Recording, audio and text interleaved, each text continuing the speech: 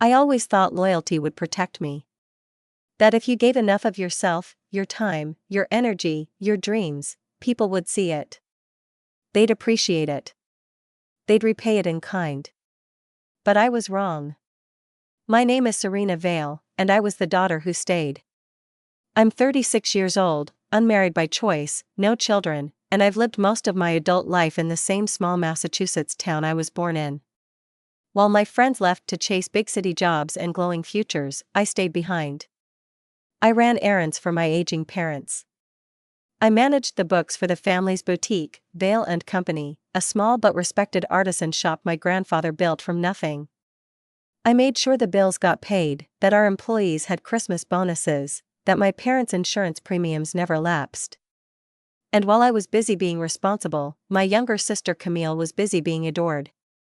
Camille has always been the golden one. She was born 2 years after me but has always acted like the world was made for her to rule. Blonde, charming, reckless in a way people find endearing, until someone else has to clean up the mess. That someone was always me. She moved to New York in her 20s, chasing some vague dream of becoming a lifestyle influencer. It didn't last. When she came back 3 years ago, flat broke with a trail of exes and failed ventures, I helped convince our parents to let her come home. I even offered her a position at Vale and Company, thinking a stable routine might finally ground her. I didn't realize I was handing her the knife she'd one day twist in my back. At first, she played the role well, charming customers, posting artsy pictures of our shop online, helping modernize the store's aesthetic. I gave her credit where it was due. She had a good eye for design and a magnetic personality. Customers loved her. So did our parents. They started treating her like the business's savior. My father, once meticulous and stern, started dismissing my concerns with a wave of his hand. My mother became her biggest cheerleader, repeating Camille's ideas at the dinner table like gospel. I told myself it didn't matter, as long as the business thrived, we all won. But I underestimated how deep Camille's hunger ran. It started subtly. Our shared office became her office. Clients I had nurtured for years were suddenly her clients. I was slowly pushed out of meetings, conversations, decisions. Then one afternoon, I caught wind of something strange. One of our longtime suppliers mentioned he was renegotiating his contract with Camille, not me. Confused, I checked the business bank accounts. That's when I saw it. My name had been quietly removed from key documents, bank authorizations, internal memos, even the LLC paperwork. I wasn't just being sidelined. I was being erased. When I confronted my parents, expecting outrage, I got silence. My father cleared his throat and shifted uncomfortably in his chair. My mother wouldn't even meet my eyes. "We're simplifying things," my father said. Camille was standing behind them, arms folded, lips curled in a smug little smile. "Simplifying," I repeated. "So I don't even deserve an explanation now?" Camille jumped in. "You've been stressed, Serena. Maybe it's time you took a step back. A real break. I've got things covered now." Like hell she did. That night, I went home and tore through every drawer until I found the envelope my father had given me years ago, the one with a copy of the original will. It left the house, the shop, and the land to both Camille and me, split evenly. 2 days later, I received a call from the family attorney. "There's been an update to the estate planning," he said. "Your parents wanted to make sure you knew. Camille now owned everything. The house. The business. The land. They had changed the will and signed over ownership behind my back." I don't remember much after that call. I think I sat on my porch for hours, staring out at nothing. I had given my entire adult life to that store, to my family, and in the end, they threw me away like a worn-out shoe. But betrayal has a funny way of clearing the fog. Because in the days that followed, while Camille celebrated her little victory and my parents acted like nothing happened, I uncovered something, a secret buried deep in the foundation of Vale and Company. Something they thought I'd never find. They took everything from me. They thought I'd just walk away. But they don't know who I've become. And I'm going to make sure everything they built burns. It's strange what your brain clings to in the middle of a breakdown.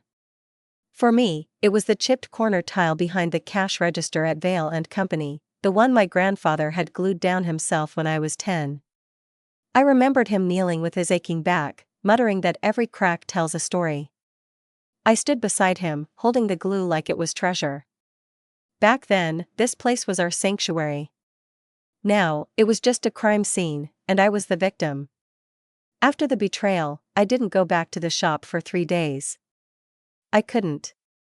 My chest tightened just thinking about Camille strutting around like she'd earned it all, my parents nodding along, pretending I was never really part of it. But on the 4th day, something in me shifted. I didn't want closure. I wanted clarity, and maybe ammunition. I waited until after hours, when I knew the shop would be closed. The key still worked, Camille hadn't changed the locks yet. That would come soon, I was sure. She wanted control, complete and unquestioned. But I had grown up in that building. I knew its bones better than she ever would. I walked in silently, the familiar creak in the floorboards greeting me like an old ghost. Everything smelled the same, cedarwood, beeswax polish, a hint of old paper. But the energy was different. Colder. Like something sacred had been desecrated. I went into the back office, what used to be my office, and started looking through drawers. Most were empty or neatly rearranged. Camille had wiped everything clean. But one drawer stuck slightly when I tried to pull it open. A false bottom. My heart skipped. I wedged it open with the corner of a letter opener. Beneath a layer of thin plywood was a bundle of old manila envelopes, yellowed with age. Each was labeled in my grandfather's blocky handwriting. Lease agreements, 1953 to 1961, founding papers, Vale and Company. Property deeds. I opened the property deed file first. I expected land titles, sale agreements, boring stuff. But one page made my breath catch. It wasn't just a deed, it was a purchase agreement for a second property. One that wasn't on any modern records. A basement annex, built beneath the shop during its earliest renovation. According to the papers, it was meant for inventory expansion and family storage. But it was never reported in any of the town's modern zoning documents. My grandfather had it marked confidential, Vale family access only. I felt dizzy. There was a part of this building that no one knew about. Not even Camille. I grabbed the old blueprint tucked behind the folder.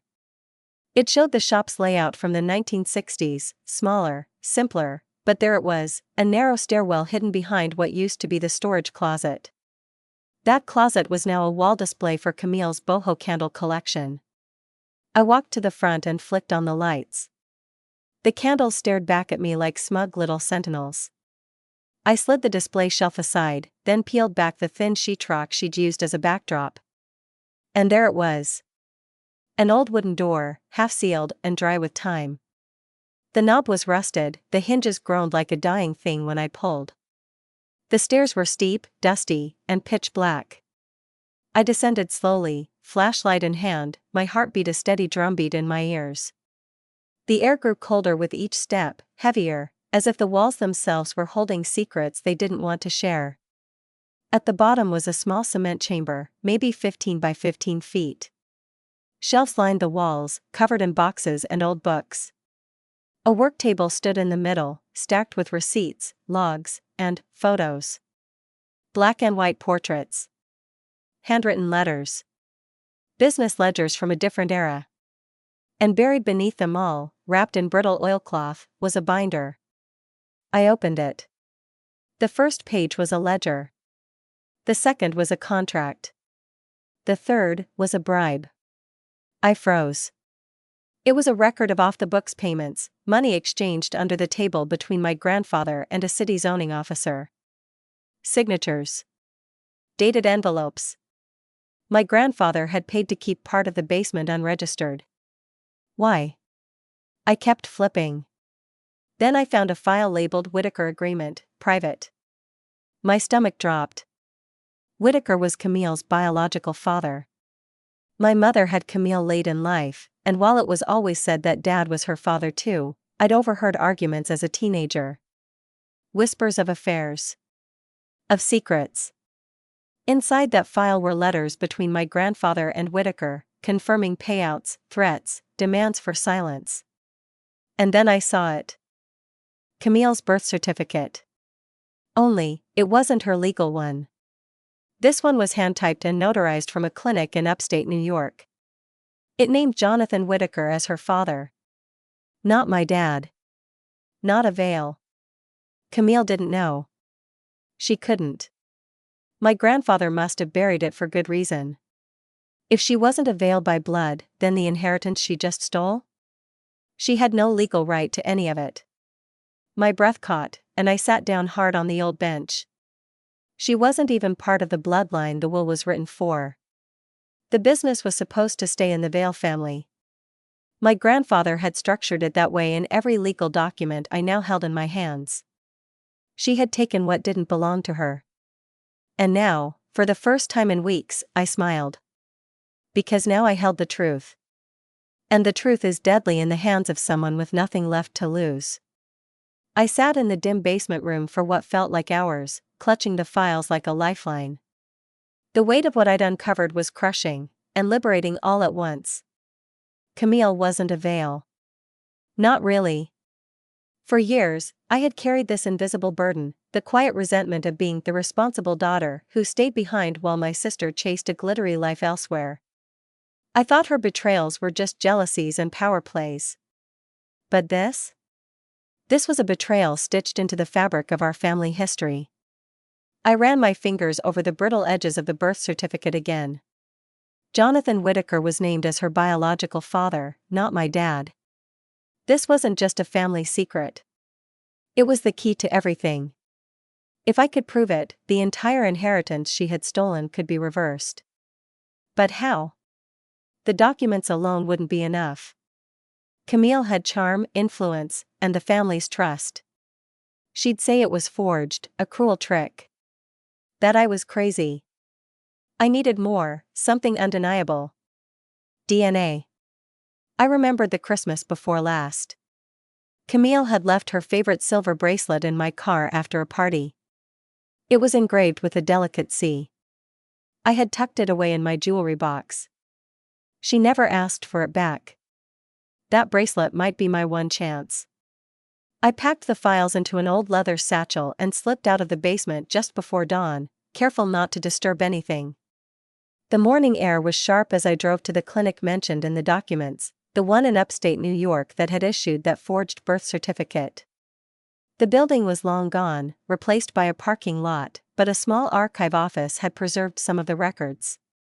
Inside, I explained I was researching family history and requested access to any remaining biological records connected to Camille's birth. The archivist was skeptical but eventually handed me a sealed envelope marked confidential. My hands trembled as I broke the seal. Inside were lab reports and the results of DNA tests from the day Camille was born. The numbers didn't lie. They confirmed that Jonathan Whitaker's DNA matched samples taken from the baby at birth. There was no veiled DNA present. My chest tightened with a mixture of relief and rage. Camille was an imposter in the Vale legacy. Armed with this, I returned home, heart pounding with purpose. But the moment I walked through the door, I sensed the storm was already gathering. My mother was waiting. Her eyes were red, but not with sadness. With something colder, fear. "We know what you found," she said flatly. I wanted to scream, to demand how they could betray me like this. But instead, I asked quietly, "Why didn't you tell me?" She sighed, collapsing into a chair. "We did it to protect you. To protect the family. Camille's father, he's dangerous. Whitaker's influence reaches far. Your grandfather paid to keep it quiet because he wanted to save you all." I shook my head. "But Camille took everything from me. How can that be protection?" "She's our daughter," my mother said, voice breaking. "No matter what the papers say. But for me, family was more than blood. It was trust. And trust had been shattered. That night, I sat alone in the dark, clutching the proof that could destroy Camille. The next move was mine. And I wasn't going down without a fight. The next morning, I steeled myself before stepping into Vale and Company, the shop that had been my whole life and now felt like enemy territory. Camille was there, of course, her smile sharp as glass. She greeted me with that cold politeness only someone who knows they hold all the cards can wear. I held the files tightly in my bag. Today wasn't about talk or tears. It was about truth. I asked her to step into the back office, a room I once called mine, away from prying eyes. Camille, I began, my voice steady despite the fire burning inside me, I know the truth. About you. About who you really are. Her eyes narrowed, lips curling into a smug grin. Oh, Serena. Still clinging to the past, I see. I slammed the birth certificate and DNA report down on the desk. This isn't the past, it's your entire foundation. You aren't a Vale by blood. You never were. She laughed, a cold, bitter sound. You think this changes anything? My parents raised me. The company was my home long before you decided to crawl out of the shadows. No, I said, voice rising. It's never been yours to take. The will, the inheritance, everything you stole belongs to me. To our family.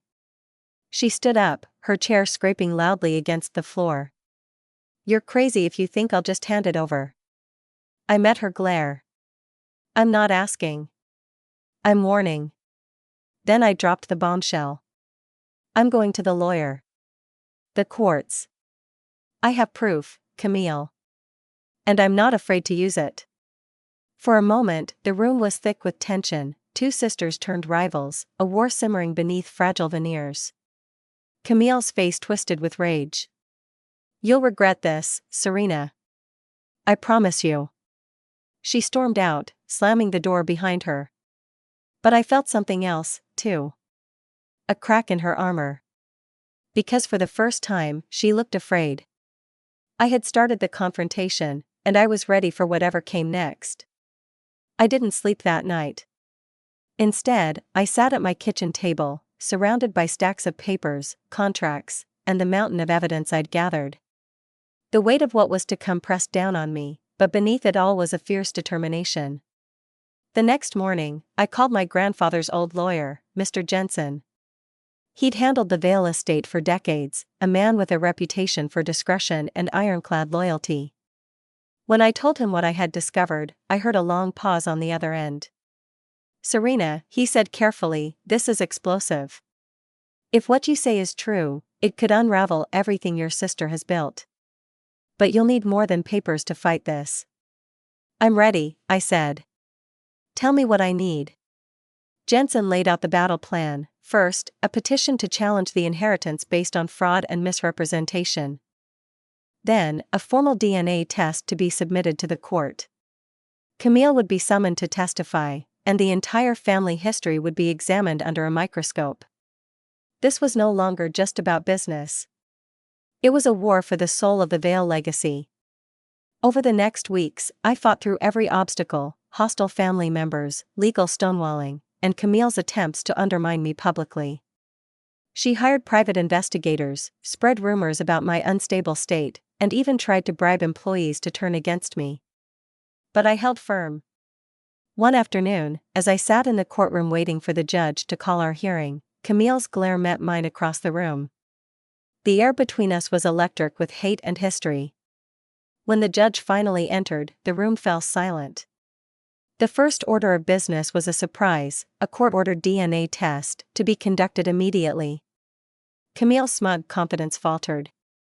Her lawyer whispered in her ear, but the decision was final. I exhaled slowly, the first real sign of hope I'd felt in months. The next days were tense, filled with anticipation and dread. Then, the results came in. They confirmed everything. Camille's DNA did not match the Vale bloodline. The courtroom erupted with murmurs. Camille's expression twisted with disbelief and fury. For the first time, the truth was undeniable, and I could see the cracks spreading through her carefully constructed world. This battle was far from over, but for the first time, I believed I could win.